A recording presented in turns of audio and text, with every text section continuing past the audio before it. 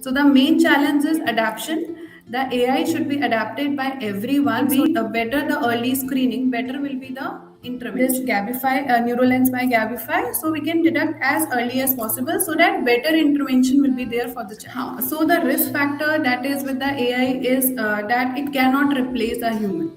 It just support a human to make a decision in a much faster way.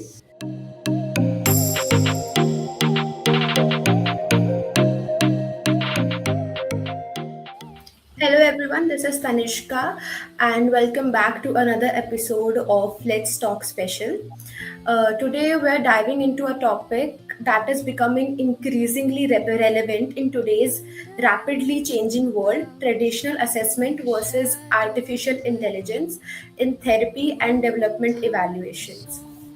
For today, we have a very special guest with us, Miss Prachi Sood, who is a speech therapist. Welcome, ma'am, and thank you so much for joining us today. Thank you so much, Tanishka, for inviting me to do this podcast. And I am very happy to join this podcast with you. Ms. Prachi, before we dive into AI, I would love to start with the foundation. For a parent or an educator listening today who may not fully understand the traditional assessment, what traditional assessment actually involves, can you walk us through what that process looks like and what makes it so valuable? Sure, I will tell you whenever the child and a parent comes to a center, they just tell their concerns about their child and about themselves, like what they feel about the disorder of their child, like what is the problem with the child, their first question. And then I take all the case histories of the child, including the introduction, and then there are milestones that I have to ask them, that in which age the child has achieved that milestone. And after that, I just want to know about the vocabulary of the child, like what he understands, whether he understands words, sentences, phrases, what is he following your commands or not. And then I ask about how the child expresses his needs and desires, whether it is through pointing, dragging, non-verbal, verbal clues are there. So everything I just want to know from the parents, and this is a manual traditional method that everyone follows. And then I do some kind of standardized tests which are useful for the child. And I ask questions to the parents, and they will just inform me everything, and I give a diagnosis to them. So it is a 45 minutes to 1 point, like 1 hour to 30 minutes of the session. As you mentioned that it takes around an hour to complete a session, but like why does it take that long? Because it take everything from the parents. We have to ask each and every question to the parent, which are not necessary at that point of time, but we have to ask them, because it is a comprehensive report. We have to make a comprehensive report for the child. And also we want to know as much as possible in the first session. But we have to guide the parents accordingly also, so we want to know the child better. So that's why we spend so much of time with the parents. Can you tell us how has the assessment process evolved over the years? Like what has changed and what has stayed constant? So it is different from center to center wise, hospital to hospital. Every center is adapting different kind of standardized tests, and some are doing the same things. Like from the past few years, I have observed a few standardized tests, like DSM cars. They are doing, which are basic one, and some are doing other things like the ALD. They do for the speech and language assessment. Then we have MChat also. Some are following doing the screening with the MChat. So it is not the same in every center. It is different in different centers. So, but there is no drastic change in the common thing that I observed in every center is there is no drastic change that they are following. They are just doing the traditional methods.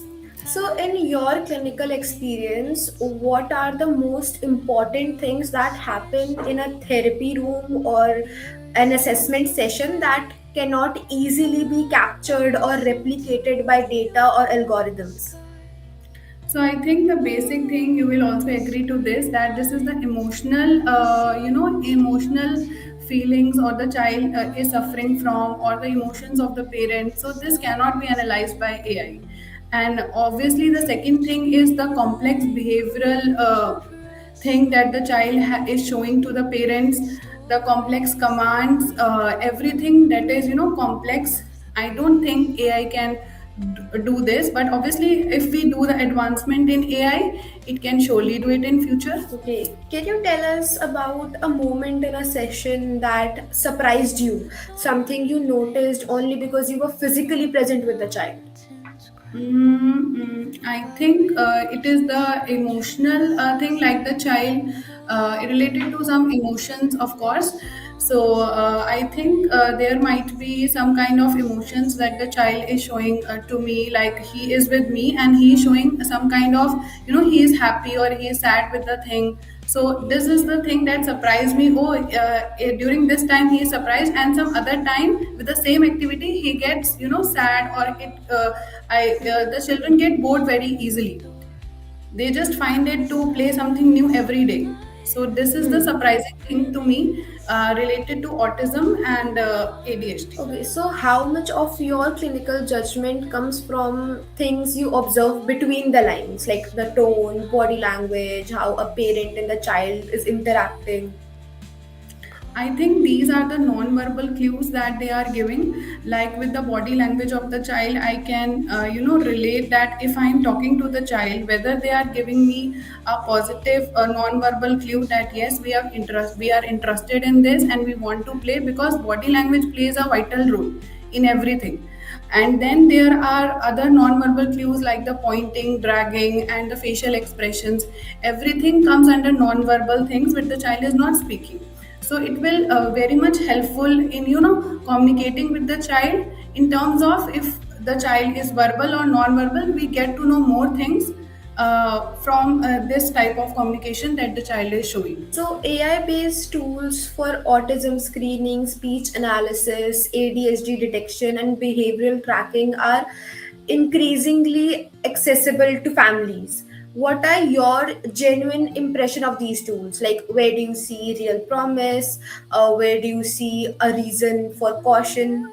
So these are actually for the professionals only. Professional can use these tools which are for autism, ADHD, and the parent cannot access them. First thing is this, because they can predict anything from the report. They can make their own diagnosis, own judgment. But I think professionals should use this, and obviously it should be for the professionals, and then it's up to them that whether they want to give it to parent or not, the reports. But obviously they can inform the parents about the same, that these are the results from the test from the AI tool. So I think it is very helpful for the parents, because it is giving all the red flags of the child that the child is suffering from. Like it can start from 12 months of age to 12 years of age in this Gabify, Neuralens by Gabify. So we can deduct as early as possible, so that better intervention will be there for the child. Okay, so like, do you see any reason for caution in these tools? So the risk factor that is with the AI is that it cannot replace a human. It just support a human to make a decision in a much faster way. Yeah, by giving all the early screening things and all the red flags of the child, so that they can early screen it and they can more focus. They can give more focus to the intervention and the goals that they can make for the child. Okay, so like, what questions should a clinician or a parent ask before trusting the output of an AI screening tool? Obviously they have the right to know about everything AI, everything about AI. Like the certification should be their validation. They can ask about the validation, that whether it is validated or not. And the second thing that I feel is they should know about the research papers, if they have done any kind of researches by using this tool, before using this tool. And the third thing, I think, in how many professionals it has been, like AI has been tested on, or they have, told about how is this tool valid or not, or how is the accuracy of the child.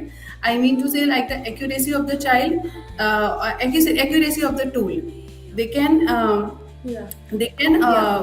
ask the professional that how many professionals have used this tool, and what is the Hmm. accuracy of the child, how much is the accuracy of the child. So all these kind of basic things they can ask, or they can add on more things related to this. Okay. But do you think the pace of development of these tools is outrunning our ability to evaluate them properly?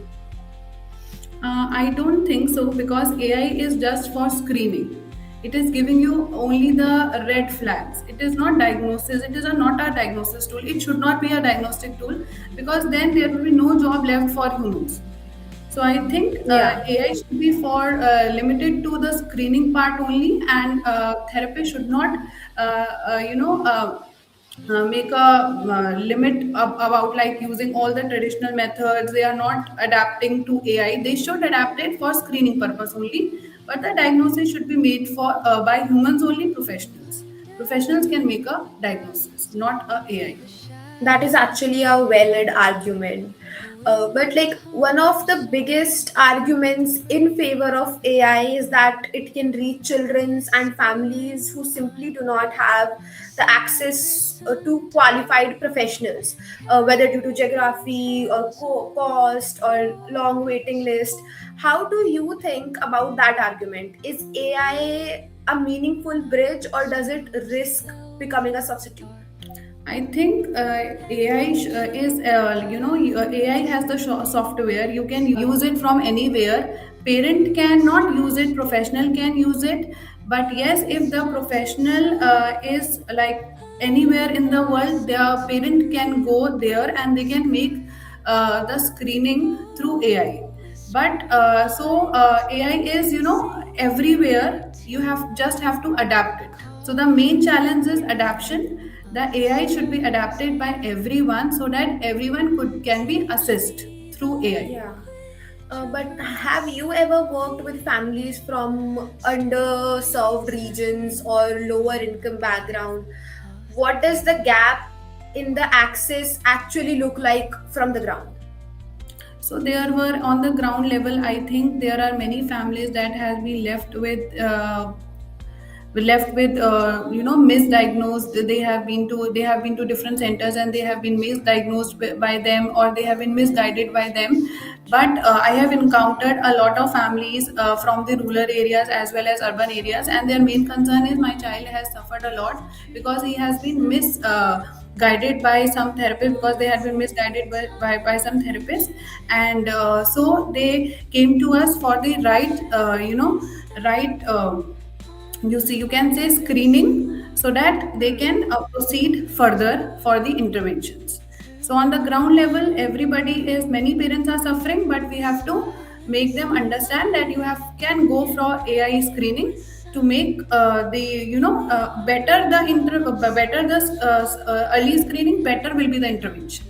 But if a family is in a remote area and can only access an AI tool and no clinic, is that better than nothing, or does it create its own risk?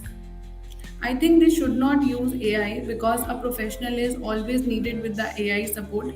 Parents should not use it if they have no professional, because there will be no benefit from that, because if they do the test by themselves, then they will get all the misdiagnosis, their own judgment they can make, which will be very harmful for the child.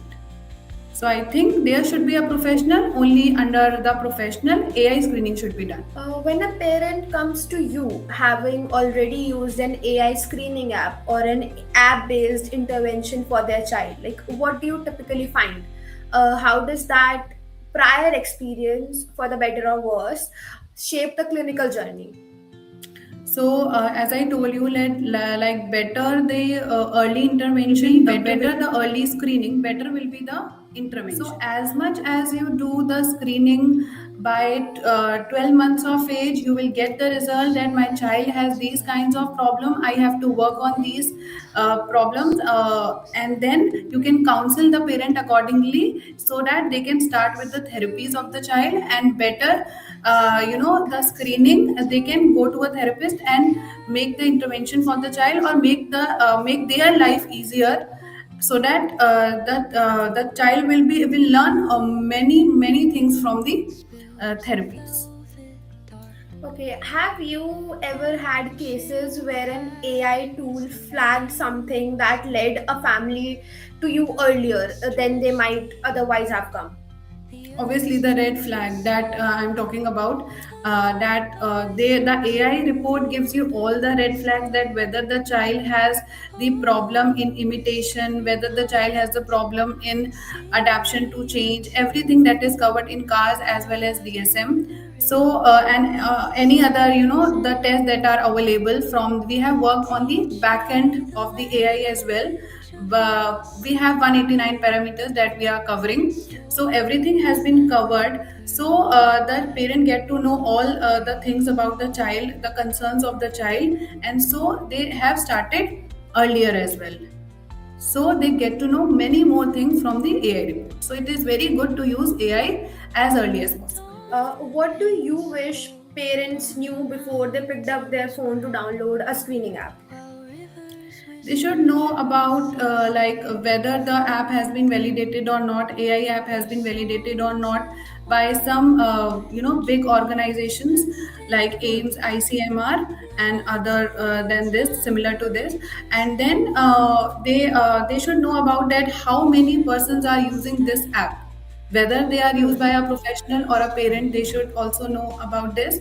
And then they, how many people have trusted to this app, and they should research. I can say this, that they can research about it before downloading it, because it is there for their child. So, Ms. Prachi, there are real ethical concerns around AI in health and disability, like algorithm bias, data privacy, the risk of misdiagnosis, the commercialization of vulnerable communities. Which of these concerns keep you up at night, like professionally speaking? So I think the privacy should be maintained by the AI, whether it is from like speech and hearing field, anywhere AI, we have been using AI. The privacy of the client should be there, of the child, of the adult should be there, so that something, anything can happen through AI. So the privacy should be maintained for the child. It should be encrypted, and these are the concern. This is the most important concern that I want to highlight, that every AI tool should do the privacy thing from the back end, from the tech team, from anywhere, but it should be maintained. Definitely, definitely. When we talk about algorithm bias in this space, can you give a concrete example of how that might play out for a child from a marginalized community? I think it will play a vital role, because it will give all the screening thing, like the things that we have discussed earlier. Like it will give you all the red flags, all the screening things that the child has, the observation from the video. If you are just in our app Neuralens by Gabify, we are uploading a video and we get to know many things from that video as the observations we are putting, and then we are putting all the test in the AI report, and it is giving you all the results very accurately. So accuracy should be maintained in the algorithm that you are talking about. So nothing more than this, because accuracy should be there. There should be a research also, so that it will give you all the positive response, all the negative responses, all the data collections should be there with everyone using AI tool. Do you think, like, is there an ethical line that you believe should never be crossed in the use of AI for child health and development? So the same answer would be like the privacy of the child should be maintained, and also the AI cannot replace humans, as I told earlier also. So AI can only support humans, they cannot replace humans. So this should be limited to AI, like it cannot replace a human, and it the privacy of the child should be maintained, of course, and it should be there. Then there will be a no use of AI if it is not maintaining any privacy. So we should maintain the privacy of any client. Hmm. Okay, so like let's imagine an ideal future, like 5 or 10 years from now, where AI and traditional therapy are working together seamlessly in the best interest of children and families. What does that look like? And what would need to change in order to get there? So, first thing is adaptation. Adaptation should be there by everyone. If we want to see a change after 5 years, 4 to 5 years, adaptation should be there by every center, by every hospital. Everyone should collaborate with AI companies so that they can make the best use of AI for their clients, and so that with the adaptation of like they have to adapt it firstly, and then they can see the results. I am recommending everyone to use AI for the early screening, for the early intervention, so that they can make their center more revenue based. I think everyone wants revenue in their center, so this is very important tool in their center. So if everybody do it, then after 5 years we can see a drastic change in the society related to this speech and language and communication field. So I think everyone should adapt it first and see the results if it is matching with their manual reports. And if everybody does it, then obviously it will make a big change after 4 to 5 years. Definitely. In that future, what role do you think clinicians are playing? Like, has it changed, or is it essentially the same with just better tools?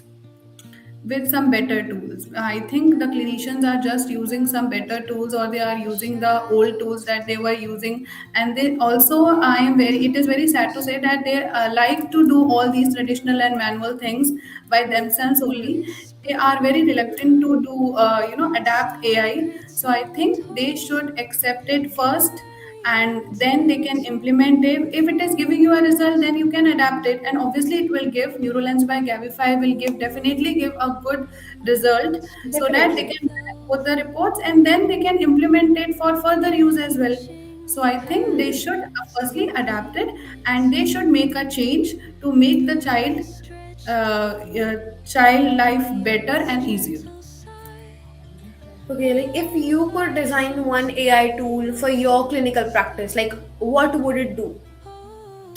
I first in my clinical setting, I want a NeuroLens by Gabify, and then I want to do a tool that fill the gap between a professional and a parent or a caregiver, so that the caregiver and the family should not suffer. Our main aim is that they should not Definitely. suffer. So that the gap should be filled between these two. The that family sitting in their house, they can search about it, and then search, or if searching is not possible, because there will be many things in searching, Google has providing many centers and everything. So there should be some app which gives them all the therapy centers that are nearer to their home, so that they will faster they go there, then they get to know about the intervention as well as the screening thing. So I think Hmm. there should be some app that fill the gap between a professional and a family. That actually sounds really great and really useful. I think that is a really great idea. Okay, so like if you could give one piece of advice to a parent who is trying to evaluate whether an AI tool or a platform is genuinely right for their child, what would it be? In my point of view, I think they should adapt AI. They should accept AI. Acceptance for them, adaptation for the clinical centers. They should firstly, accept it. Accept it that AI can make a change. And if they accept it, they have to go to a professional for the evaluation through AI. And the second thing would be for the clinician, like I already said, adaptation. So acceptance and adaptation, both things should be there for the child better future. So I think both can work in their own perception, in their own way of thinking. They can change a little bit to Hmm. make the child life easier. Our main aim should be to make the child easier, better, and more socially involved they should be. So our Yes. main aim is for should be for the child. So Hmm. if they make this thing, they can improvise in their own fields. Yes, definitely. What are the three questions that every parent should ask before trusting a digital assessment tool?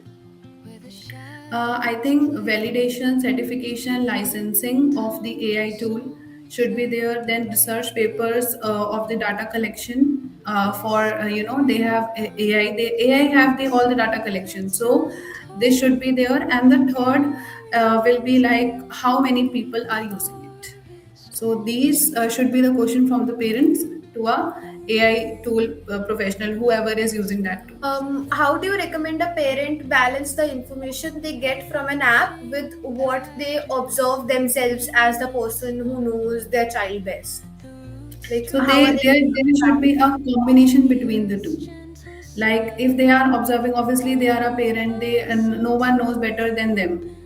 Like the child histories and everything, they know everything. So they know everything, but the AI is giving you all the red flags that the child can that? suffer from, autism, from any neurodevelopmental condition. So it is warning you. So that you can make better intervention for the child. You will be more alert. You will be more aware. So it is for helping the parents and the professionals. It is not only one judgment that is for from the NeuroLens or from the any other AI tool. It is for it. It should be a combination of two: parent point of view and a NeuroLens, and then they should go to a professional for better intervention for their child. For any clinician, educator, or therapist in our audience who may be feeling uncertain about integrating technology into their practice, what would you say to them?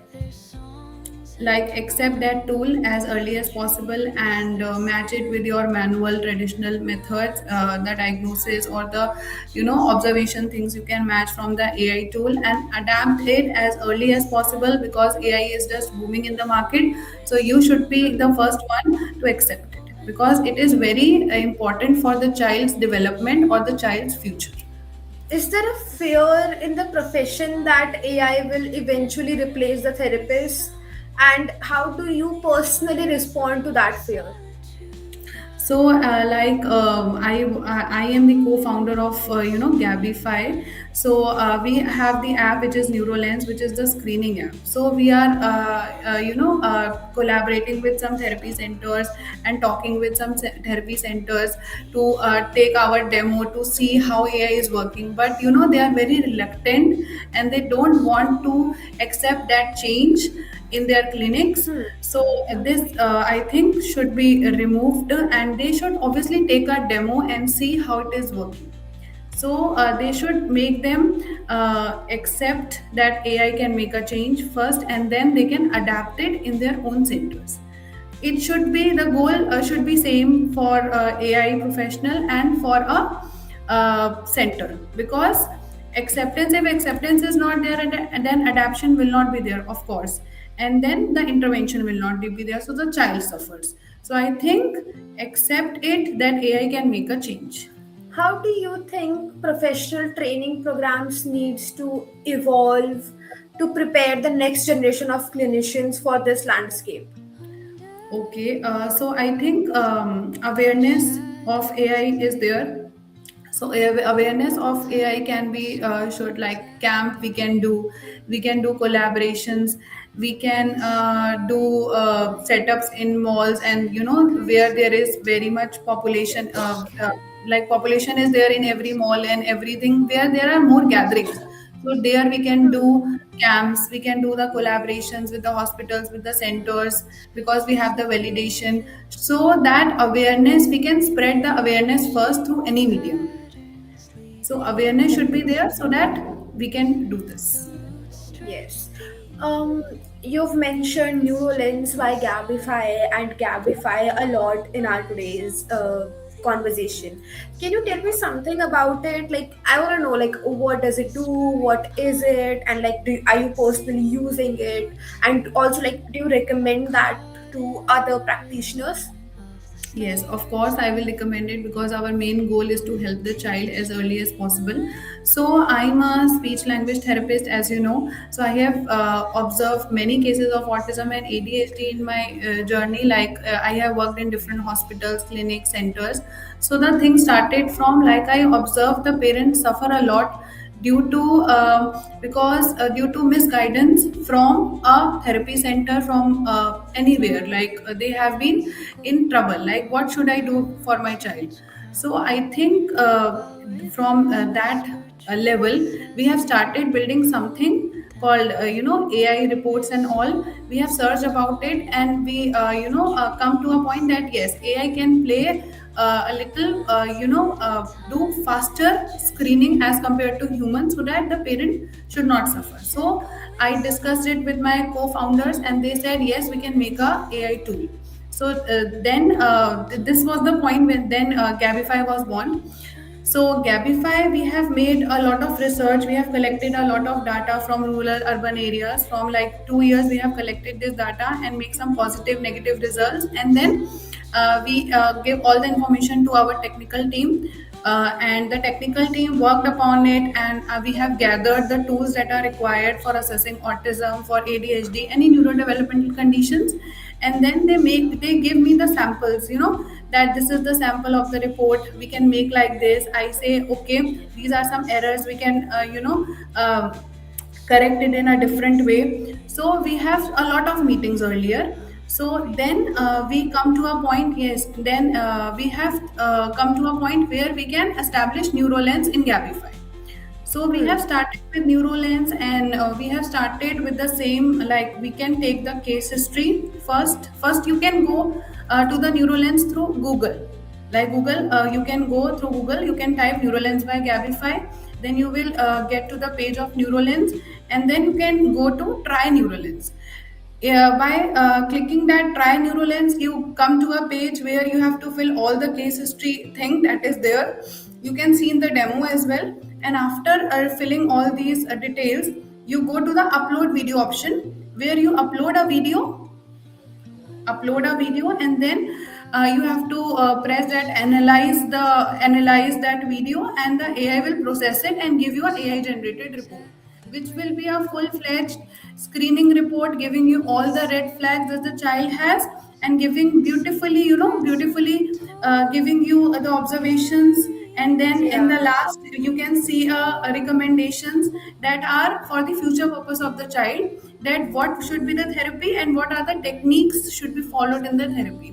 I don't think in humans recommendation, like I have also done the manual assessment, we do not provide much of a detail. So this is very good factor that we have been doing differently as compared to the traditional manual method. So so in this team there were neurologists, there were pediatrician, there were speech therapist, occupational therapist. Every professional related to this field was there during the making of the NeuroLens. So I think it should be adopted by everyone to get better results. It actually sounds really interesting. I mean, obviously, it'll help the parents for faster assessment, but like, it's gonna help the professionals also. Like, in how many ways it can help a professional? Like, what are the advantages of using this NeuroLens? So advantages of NeuroLens is the better screening, early screening is there. Early screening will be there. All the red flags will be there, which you will not be able to get it if the child is coming for the first time. Then you are not observing all the features because you have to ask the parents also all the questions from the case history. You have to evaluate them. So you a little bit, the child is going here and there because he is getting bored in the first session. But in this NeuroLens, like AI is observing every feature of the child. So it will be a very much benefit for the professional. They should use it because if it is give you the real time benefits, like when the child is moving his eye left or right, up, down, all the timings that AI will give you. So I think real time for real time measurements, you should use AI. because the screening is very important as early as possible. So we have manually I have assessed the child. After 3 or 4 years, we are allowed to do all the evaluations. But in this, you will get to know all the results as early as possible, which is 12 months of age. So it will be better for the child, and you can counsel the parents accordingly. That is so impressive. I have to like tell you this. It sounds amazing. We have to do a whole another episode just for Neuralens because I have so many questions regarding this. But for Thank today, thank you so much for joining us. It was a pleasure talking to you, and we learned, I hope, like we all learned a lot about assessment and AI, and of course, Neuralens. So, yes, I'll see you guys in the next episode. Till then, stay curious. thank you so much. Thank you for inviting me. Thank you. Bye.